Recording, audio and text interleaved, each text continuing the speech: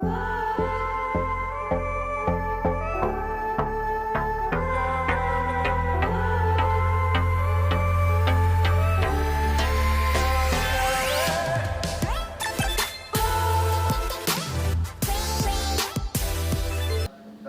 subsidiar menguasai narkotika golongan 1 bukan tanaman, dan untuk terdakwa 1 oleh karena ada keadaan yang memberatkan dijatuhkan hukuman selama 5 tahun, sedang terdakwa 2 4 tahun. Atas putusan ini terdakwa berdua melalui penasihat hukumnya maupun penuntut umum masing-masing punya hak yang sama, menerima, pikir-pikir atau menyatakan banding dalam waktu yang telah ditentukan oleh undang-undang, yaitu selama 7 hari sejak putusan dibacakan. Oleh karena itu silakan dari terdakwa berkomunikasi dengan penasihat hukum. Silakan, saudara penasihat hukum. Tanya, langsung bicara sebentar.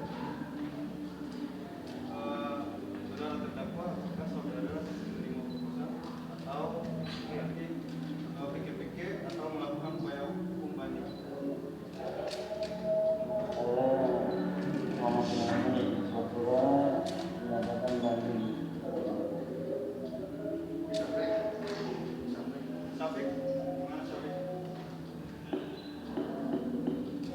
Iya, halo, ya. Gimana Saya Safik? menyatakan banding. Oke. Iya, banding juga. Baik, jadi dua-duanya kawan-kawan sudah menyatakan sikap atas putusan menyatakan banding. Selanjutnya dari penuntut umum banding juga ya. Baik, jadi pemeriksaan perkara ini selesai dan pada pihak dari para terdakwa maupun penuntut umum menyatakan banding putusan ini, sehingga putusan ini belum berkekuatan hukum tetap, akan dikirim ke pengadilan tinggi untuk diadili kembali. Ya, sudah paham ya? Jadi kita akhiri pemeriksaan perkara ini, dinyatakan selesai dan ditutup.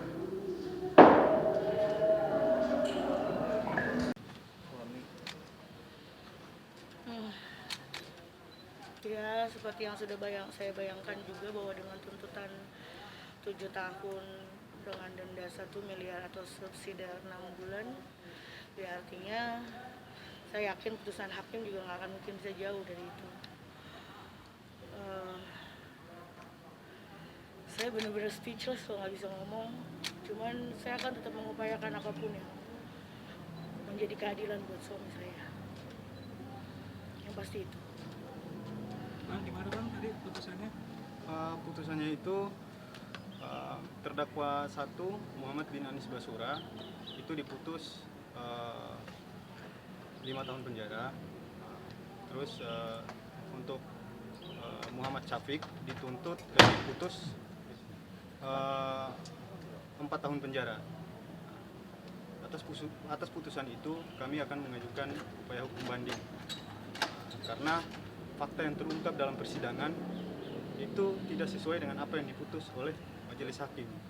Karena fakta yang terungkap dalam persidangan itu tidak ada permufakatan jahat sesuai dengan yang diputuskan, dituntut oleh jaksa penuntut umum. Karena pas dalam fakta yang terungkap dalam persidangan itu, Muhammad Anis Basura dan Muhammad Syafiq itu tidak merencanakan terlebih dahulu untuk menggunakan barang itu secara bersama-sama atau membicarakan terlebih dahulu untuk mau menggunakan barang tersebut, dan itu sudah terungkap dalam persidangan melalui agenda pemeriksaan terdakwa, dan terdakwa sudah memberikan keterangan. Oleh karenanya langkah hukum yang kita ambil ini ke depan ini upaya hukum banding. Berarti nggak puas ya bang dengan putusan? Iya, jelas kami merasa dizolimi gitu. Klien kami itu terzolimi dikarenakan harusnya fakta yang terungkap dalam persidangan itu adalah pasal 127. Pasal 127. Malah yang diputus itu 112 yang nyatanya tidak terbukti. 112 diuntuk pasal 123. Itu tidak terbukti. Permufakatan jahat apa gitu yang dituduhkan. Fakta mana yang terungkap dalam persidangan bahwa terdakwa 1 dan terdakwa 2 itu bermufakat untuk bermufakat jahat untuk menggunakan sabu tersebut. Nah, berdasarkan hasil yang di handphone yang disita oleh para penyidik itu, setelah dilakukan penggeledahan itu tidak terbukti adanya percakapan antara terdakwa 1 dan terdakwa 2 untuk mau menggunakan barang itu secara bersama-sama, melainkan fakta yang terungkap bahwa terdakwa 1 itu dia menggunakan barang itu sendiri, terus datang terdakwa 2 dengan maksud untuk mengurus paspor. Nah, terus kemudian terdakwa 2 setelah makan dia ke kamar mandi, disitulah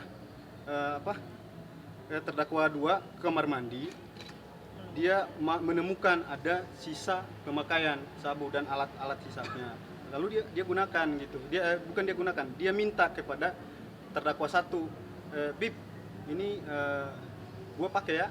Dia minta kan, berarti di situ tidak ada permufakan dan jahat secara bersama-sama menggunakan barang itu, tapi secara kebetulan saja gitu. Ya mungkin gimana, sempat komunikasi nggak sih sama suami sendiri menjelang putusan ini? Belum bisa komunikasi karena saat ini kan saya juga masih belum punya kesempatan untuk bisa besuk, karena besukan juga belum dibuka, ya kan? Saya juga lupa kapan terakhir saya berhubungan dengan Muhammad, tapi yang jelas terakhir juga saya cuma membicarakan masalah untuk hal ini gitu kan, untuk menguatkan dia dengan tuntutan. Setelah tuntutan saya terakhir kalau nggak salah berhubungan sama dia, dan kemudian saya lebih banyak berkomunikasi dengan pengacara untuk bagaimana mengupayakan apapun lah untuk keadilannya. Mbak Dewi tadi mungkin melihat ekspresi suami pasca tuntutan seperti apa, Mbak? Pasca putusan tadi. Saya kebetulan nggak lihat juga kan, tadi TV-nya madep ke sana dan saya ada di belakang ya, gitu. Tapi saya yakin lah dia pasti juga kecewa sekali, karena memang saya sudah tahu benar kronologinya seperti apa yang sebenarnya terjadi, bahwa memang seperti yang dibilang oleh pengacara di fakta persidangan juga tidak dapat dibuktikan bahwa Muhammad itu adalah seorang kurir, perantara atau apapun itu, atau orang yang saat itu mereka berdua berkomunikasi dengan tujuan untuk memakai sabu itu bersama-sama. Itu sama sekali nggak ada. Hal itu sudah dibuktikan di fakta persidangan. Hanya saja saya juga tidak mengerti ya. Saya bukan orang yang mengerti tentang hukum secara keseluruhan. Tapi makanya dari kemarin saya coba untuk mengawali sidang ini juga, karena saya pengen tahu aja gitu. Saya pengen tahu sampai di mana keadilan itu bisa berpihak kepada seorang korban penyalahguna. Ada obrolan sebelumnya, Mbak, di keluarga gitu, sebelum putusan ini mungkin Mbak persiapan apa yang dilakukan? Obrolan sama keluarga saya nggak bisa ngobrol apa-apa, saya cuma minta doa. Saya minta doa sama seluruh keluarga saya, dan mereka juga tahu bagaimana Muhammad terdolimi dengan adanya tuntutan yang setinggi itu. Jadi mereka semua hanya berusaha untuk menguatkan saya dan mengupayakan yang terbaik untuk Muhammad. Gitu, karena ya karena terus terang kita semua kaget gitu loh. Kita semua tahu faktanya bahwa Muhammad adalah seorang korban penyalahguna yang pada saat ketangkep pun juga dia dalam masa pengobatan. Baru selesai 2 bulan gitu ya. Baru selesai 2 bulan, jadi artinya berkas semua masih lengkap, kartu masih ada, semua masih ada, nama masih tercantum sebagai pasien di rehabilitasi RSKO Cibubur. Tapi dengan tidak diresponnya berkas-berkas kita, ya disitulah saya juga mulai merasakan ada sesuatu yang nggak sesuai sama apa yang seharusnya berlaku gitu loh. Artinya apa yang ditetapkan pada undang-undang, apa yang diharuskan dilaksanakan oleh orang-orang yang mungkin berkepentingan di bagian situ tapi tidak dilaksanakan gitu. Inilah yang saya rasa harus saya perjuangkan gitu. Tapi Kak, dengan adanya kabar yang gak enak ini katanya Umi benar nggak sih jatuh sakit mikirin? Jangan sampai. Saya percaya ibu saya orang yang kuat. Tapi dia selalu memberikan saya dukungan, dia selalu mengupayakan yang terbaik. Dia selalu enggak, Umi alhamdulillah dalam keadaan sehat, insya Allah selalu sehat, panjang umur sampai Muhammad bisa pulang lagi. Jadi kalau kayak gitu nggak ada Umi alhamdulillah sehat. Tadi saya berangkat juga masih pamit sama dia, saya minta doain. Jadi saya juga minta doanya sama semua supaya mama selalu sehat. Sebelum berangkat Umi sempat pesan apa tadi? Karena saya tadi terus terang saya nggak tahu kalau ternyata sidang itu dilaksanakan sebelum sholat Jumat. Jadi saya tadi bangun tidur, saya langsung ke kamar mama, saya bilang saya harus buru-buru jalan karena saya ternyata dapat kabar dari pengacara bahwa sidangnya pagi. Jadi akhirnya saya cuma pamit sama dia cuma bilang, "Nak, kamu yang kuat, yang sabar, jangan bingung, ada Allah." Itu aja. Pada waktu terakhir bertemu dengan Mas Muhammad, mungkin ada pesan yang disampaikan nggak? Saya cuma bilang ya dia untuk sabar, untuk semakin dekat sama Allah. Karena semua itu kan nggak lepas dari kehendaknya Allah gitu kan. Saya cuma akan tetap mengupayakan apapun yang menjadi terbaik buat Muhammad. Nah itu juga menyangkut hidup saya kan, gitu. Jadi artinya saya cuma minta dia untuk sabar, untuk tetap dekat sama Allah, untuk kuat. Karena saya juga nggak mau sampai dia depresi, saya nggak mau dia ngerasa tertekan karena kedoliman yang saat ini lagi menimpa kami. Jadi saya cuma bisa bilang dia untuk sabar, karena kita tetap ada di belakang kamu dan akan mengupayakan yang terbaik untuk kamu. Terakhir keadaannya seperti apa? Mungkin Kalau yang terakhir sih memang sehat. Cuman kan kalau batuk memang karena dia punya riwayat TB kan, gitu. Jadi artinya kalau misalkan kondisi batuknya dia itu kan itu yang memang udah pernah saya keluhkan juga sama pengacara, dan itu kenapa juga waktu itu saya sempat menyerahkan juga berkas foto ronsennya Muhammad, karena memang itu. Tapi karena memang saya juga mengerti sekali, saya juga menghargai sekali prosedur hukum yang berlaku di negeri ini, jadi ya saya berusaha untuk tetap membiarkan itu berjalan sebagaimana prosedur yang ada, ya kan, gitu. Hanya saja saya kan juga berharap tetap ada keadilan untuk Muhammad, gitu. Dan untuk semua korban penyalahguna, gitu loh, untuk semua, termasuk Muhammad, gitu. Karena ini yang pengen kita upayakan, mendirikan yang seharusnya, gitu loh. Karena mereka itu harusnya diobatin, bukan ada di dalam penjara. Mereka bukan pelaku kejahatan kok. Ya begini, gitu. satu hal sebenarnya mendasar yang kami dari kuasa hukum ingin sampaikan kepada kawan-kawan media semua. Sebenarnya dalam perkara narkotika ini siapa sih sebenarnya pelaku dan siapa sebenarnya korban? Kalau benar seperti yang disampaikan yang diputuskan oleh majelis hakim bahwa terdakwa ini diputus sesuai dengan dakwaan subsidi sesuai dengan dakwaan subsidiar itu pasal 112 dan pasal 132. Lantas kalau memang mereka pelaku, lantas siapa korbannya? Itu yang pertanyaan yang paling mendasar dalam perkara narkotika.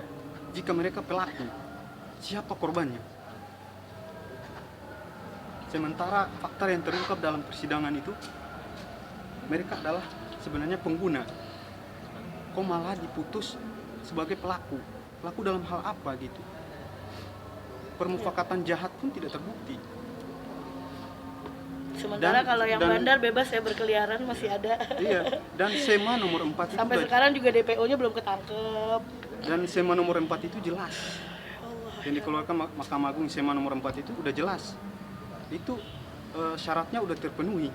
Syaratnya untuk merehabilitasi terdakwa ini pada lembaga rehabilitasi itu sebenarnya udah terpenuhi. Mulai dari saat tertangkap tangan itu mulai butir 2 huruf A itu saat terdakwa tertangkap tangan itu saat terdakwa ditangkap oleh penyidik Polri maupun penyidik BNN itu dalam keadaan tertangkap tangan. Nah, poin B-nya saat tertangkap tangan itu ditemukan barang bukti pemakaian 1 hari. Terus yang berikut poin C, saat dilakukan uji laboratorium hasil tes urin itu positif. Terus berikutnya terdakwa itu tidak terlibat dalam peredaran gelap narkotika, dan itu semua terbukti dalam persidangan. Terus kenapa toh diputus lain gitu? Itu saja dari kami sebagai kuasa hukum terdakwa. Oke.